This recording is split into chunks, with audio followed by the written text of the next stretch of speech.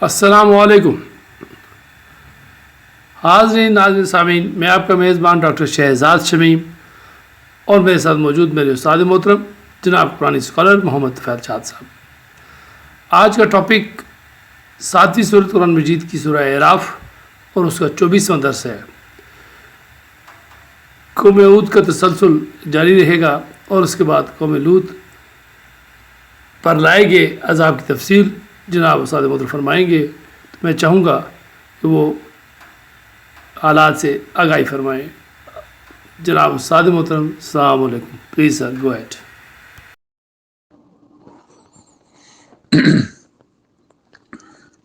بسم اللہ الرحمن الرحیم۔ آج 24 دسمبر ہے، سن ہے 2022 اور دن ہے ہفتے کا۔ میں ہوں محمد طفیل شاد۔ حاضرین سامعین السلام علیکم۔ سورہ اعراف جو کہ قرآن کریم کی 7ویں سورت ہے، اس کا تسلسل جاری ہے۔ تو آج اس کا 24واں درس ہے۔ تو اس میں انشاءاللہ ہم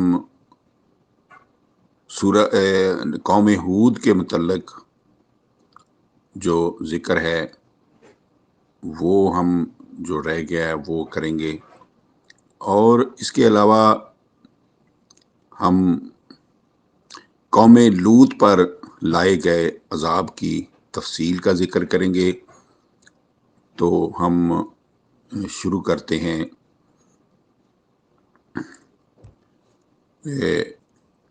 کچھ پچھلے درس کا آخری حصہ میں بیان کر دیتا ہوں تاکہ ہمارا ربط جو ہے پہلے درس کے ساتھ قائم ہو جائے۔ بسم اللہ الرحمن الرحیم۔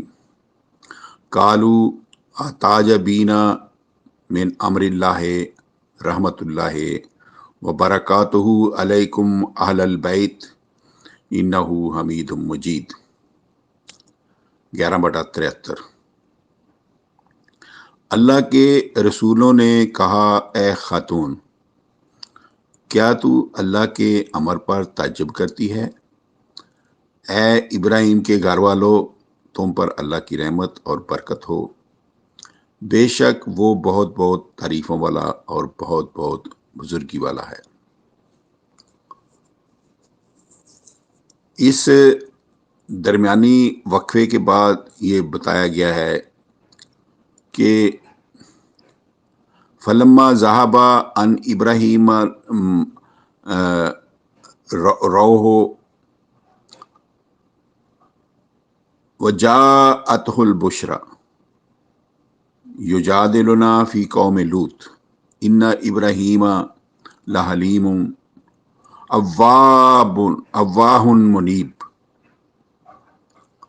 یہ ہے 11/74 to 75، 11/74 سے لے کے 75 تک۔ پھر جب ابراہیم سلام علیہ سے خوف دور ہوا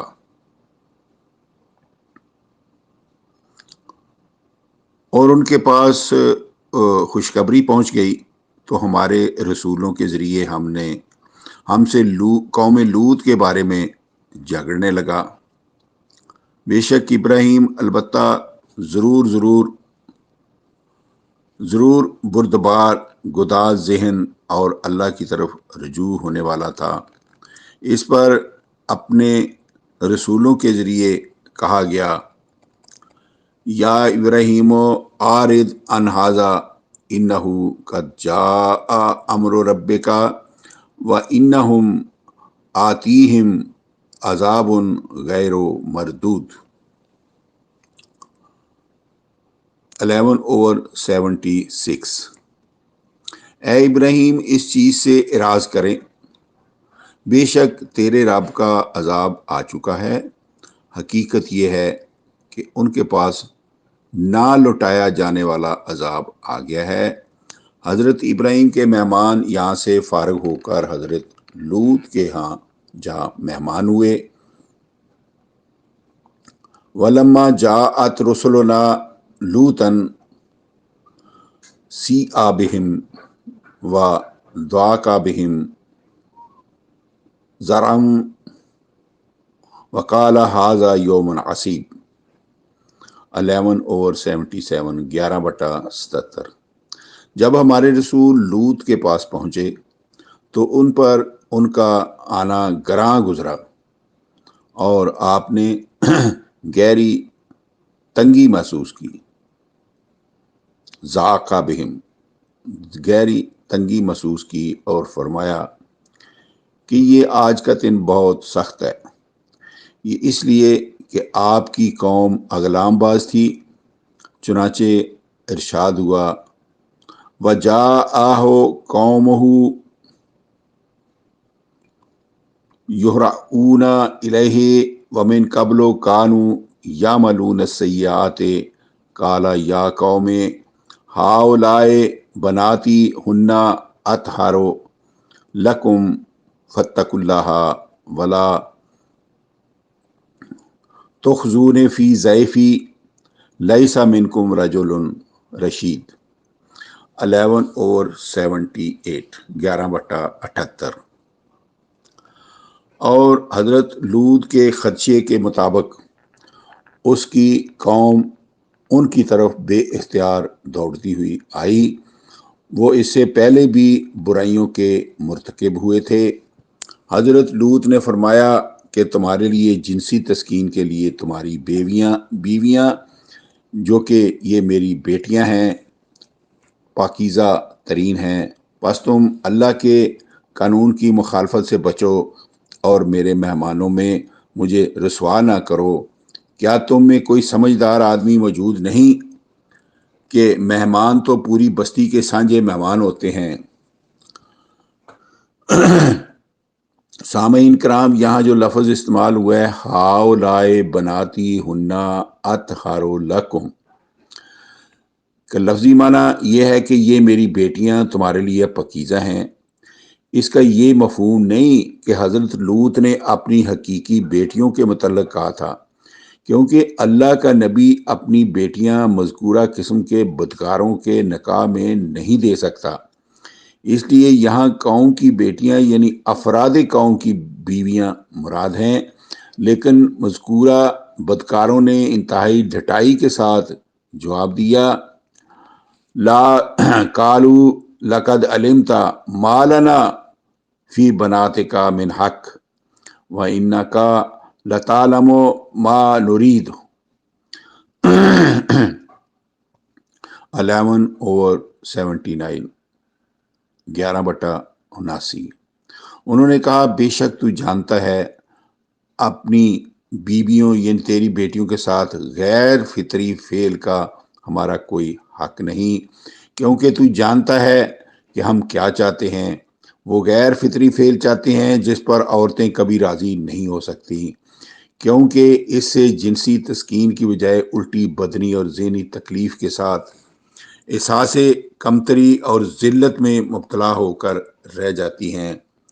حضرت لوط نے قوم کے برے ارادوں اور اپنی دفاعی کمزوری کے پیش نظر مہمانوں کے تحفظ کے لیے انتہائی حسرت سے کہا قَالَ لَوْ أَنَّ لِي بِكُمْ قُوَّةً أَوْ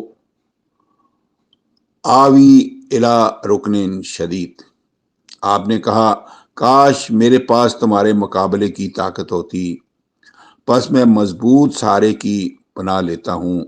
رکن شدید یعنی مضبوط سہارا صرف اور صرف ذات باری کا ہے، اللہ تعالیٰ کی مدد ہے جو آپ نے نیکوکار بندوں خصوصاً انبیاء کرام کی بر وقت مدد فرماتا ہے۔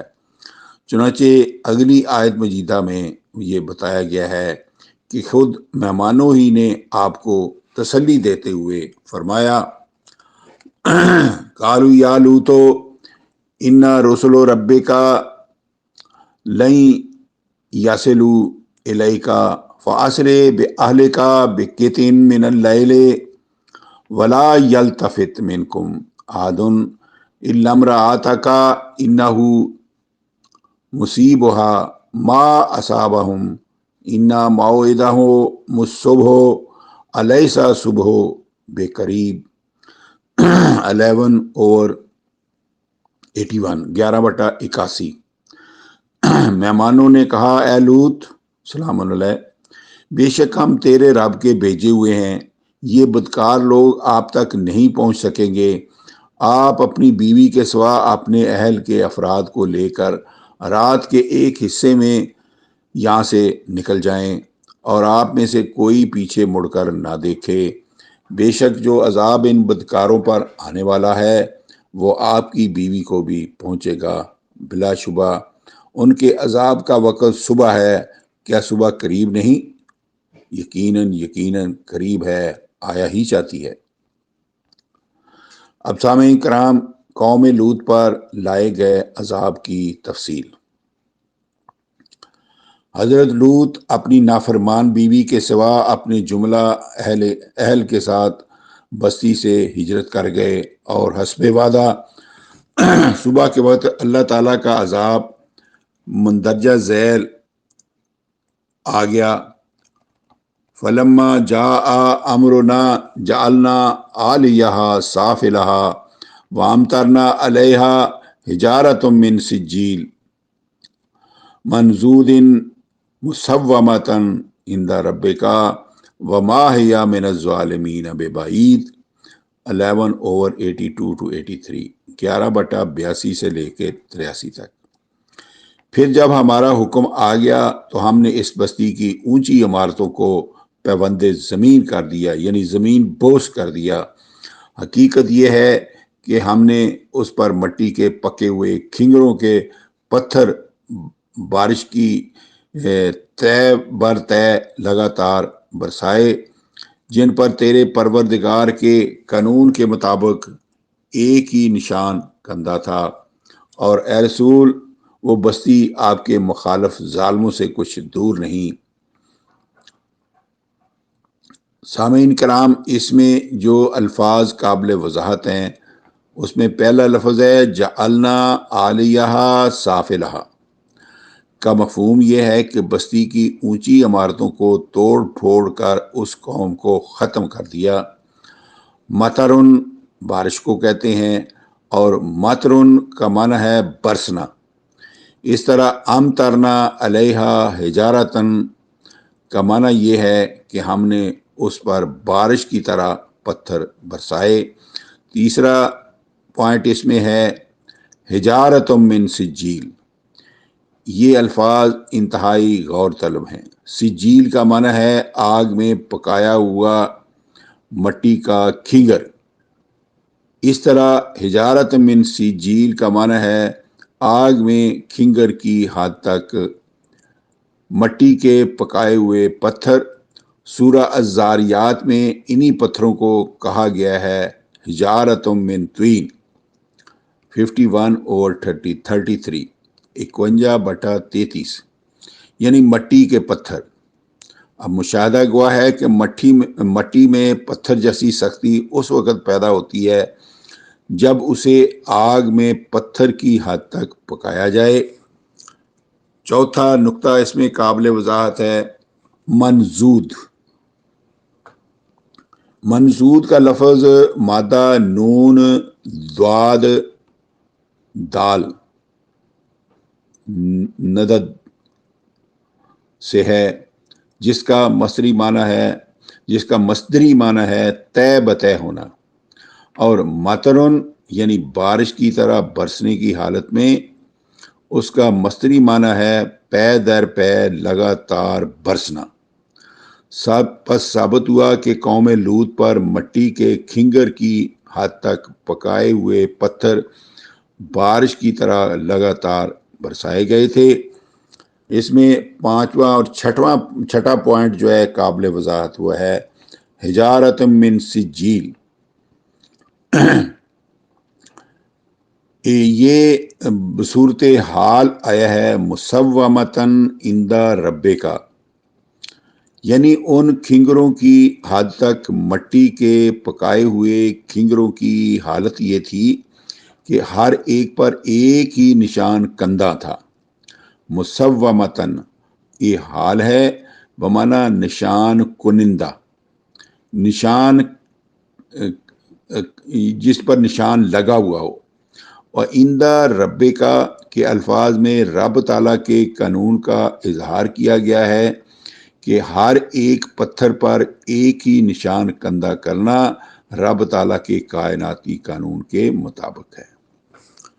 سامعین کرام، آیت مجیدہ 11/82 سے 83 کی الفاظ کی حاکمیت کے مطابق قوم لوط پر لائے گئے عذاب کی حقیقت یہ ثابت ہوتی ہے کہ اس بدکار قوم پر اس دور کی حد ایجاد کے مطابق منجنیکوں کے ساتھ کھنگروں کے گولے برسائے گئے تھے، اور چونکہ منجنیک کے خانے میں ایک ہی سائز کے گولے آ سکتے ہیں، اس لیے ہر منجنیک کے خانے کے مطابق الگ الگ ایک ہی سائز کے سانچوں میں گیلی مٹی تھاپ کر گولے بنائے جاتے تھے، بالکل اسی طرح جیسے آج کل ایک ہی سائز کے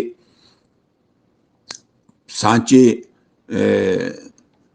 میں اینٹیں تھاپی جاتی ہیں، اور سانچے میں کھدا ہوا ایک ہی نشان جو ہے سب اینٹوں پر کندہ ہوتا چلا جاتا ہے.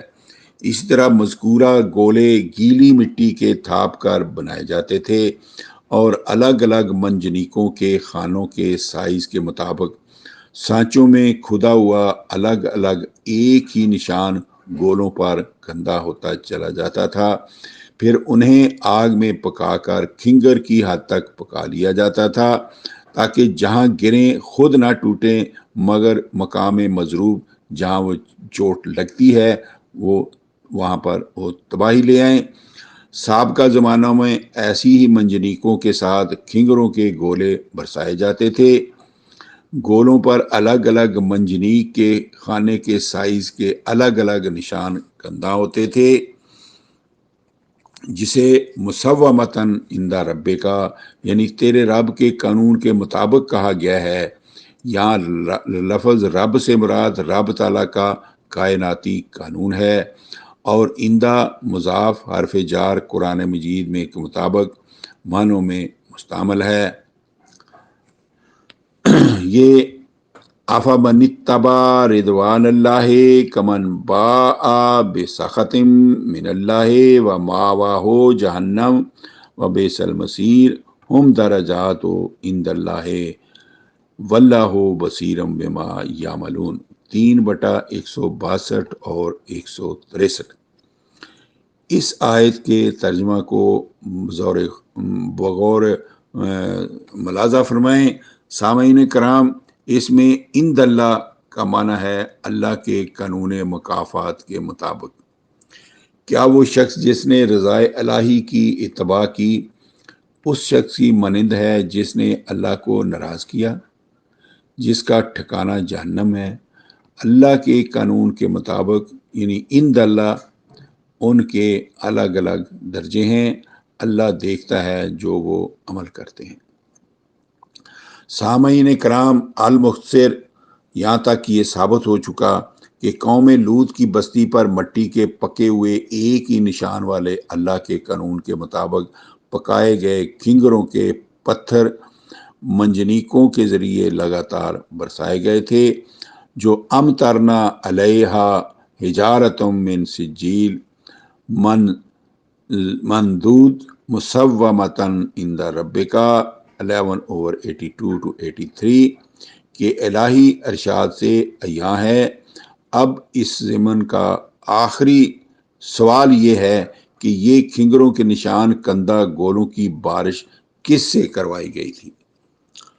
تو اس کا جواب جو ہے وہ 51/31 سے 34 تک 51/31-34 سے ثابت ہے کہ یہ بارش بدلائل ذیل اللہ کے رسولوں اور حضرت ابراہیم و لوط سلام علیہ کے مہمانوں سے کرائی گئی تھی، جب ابراہیم نے اپنے مہمانوں سے پوچھا فما خطبکم ایھا المرسلون 51/31، اے اللہ کے رسولو تمہاری مہم کیا ہے؟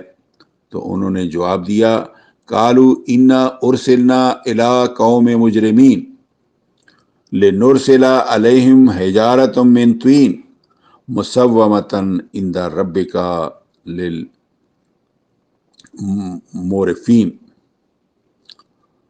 51/32-34، 51/32 سے لے کے 34 تک۔